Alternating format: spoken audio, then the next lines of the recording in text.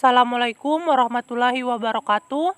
Perkenalkan, nama saya Aprian Sajano, mahasiswa Universitas Negeri Gorontalo, program studi Pendidikan Ilmu Pengetahuan Alam dengan NIM 4334200024. Nah, baiklah, di sini saya akan memaparkan materi tentang korupsi, di mana materi ini merupakan mata kuliah dari Pendidikan Kewarganegaraan yang diberikan oleh Bapak Dr. Masri Kudrat, SPD, MPD. Langsung saja, korupsi berasal dari bahasa Latin corruptio atau corruptus. Corruptio memiliki arti beragam, yakni tindakan merusak atau menghancurkan. Ada pula yang menyatakan corruptio artinya kebusukan, keburukan, kebejatan, ketidakjujuran, dapat disuap, tidak bermoral, penyimpangan dari kesucian, kata-kata atau ucapan yang menghina atau memfitnah.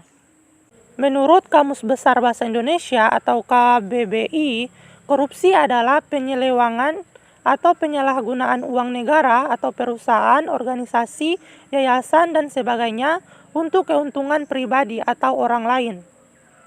Faktor penyebab terjadinya korupsi. Yang pertama yaitu faktor politik, di mana politik adalah salah satu penyebab terjadinya korupsi. Hal ini dapat dilihat ketika terjadi instabilitas politik, kepentingan politis para pemegang kekuasaan, bangka ketika meraih dan mempertahankan kekuasaan, perilaku koruptor ini seperti penyuapan dan politik uang. Yang kedua adalah faktor hukum. Faktor hukum bisa dilihat dari aspek undang-undang dan sisi lain lemahnya penegakan hukum. Tidak baiknya substansi hukum mudah ditemukan dalam aturan-aturan yang diskriminatif dan tidak adil, rumusan yang tidak jelas dan tegas sehingga multitafsir, kontradiksi, dan overlap dengan peraturan lain. Yang ketiga yaitu faktor ekonomi. Salah satu penyebab korupsi yakni terjadi karena faktor ekonomi. Hal ini dikarenakan pendapatan atau gaji yang tidak mencukupi kebutuhan sehari-hari.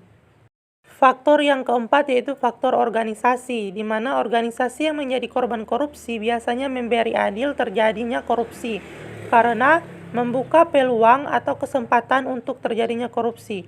Apabila organisasi tidak membuka peluang sedikit pun bagi seseorang untuk melakukan korupsi, maka korupsi tidak akan terjadi. Jenis-jenis korupsi. Yang pertama yaitu merugikan keuangan negara. Merugikan keuangan negara adalah perbuatan yang dapat merugikan semua hak dan kewajiban negara yang dapat dinilai dengan uang, serta segala sesuatu baik berupa uang maupun barang yang seharusnya dapat dijadikan milik negara. Korupsi ini sering terjadi dengan ditangkapnya koruptor oleh KPK. Yang kedua yaitu penyuapan. Penyuapan merupakan sebuah perbuatan kriminal yang melibatkan sejumlah pemberian kepada seseorang dengan sedemikian rupa sehingga bertentangan dengan tugas dan tanggung jawabnya. Yang ketiga yaitu penggelapan atau pemalsuan. Penggelapan merupakan suatu bentuk korupsi yang melibatkan pencucian uang, properti, atau barang berharga. Hal itu dilakukan untuk seseorang yang diberi amanat untuk menjaga dan mengurus uang, properti, atau barang berharga tersebut. Yang keempat yaitu pemerasan. Pemerasan berarti penggunaan ancaman kekerasan atau penampilan informasi yang menghancurkan guna membujuk seseorang agar mau bekerja sama. Dalam hal ini, pemangku jabatan dapat menjadi pemeras atau korban pemerasan.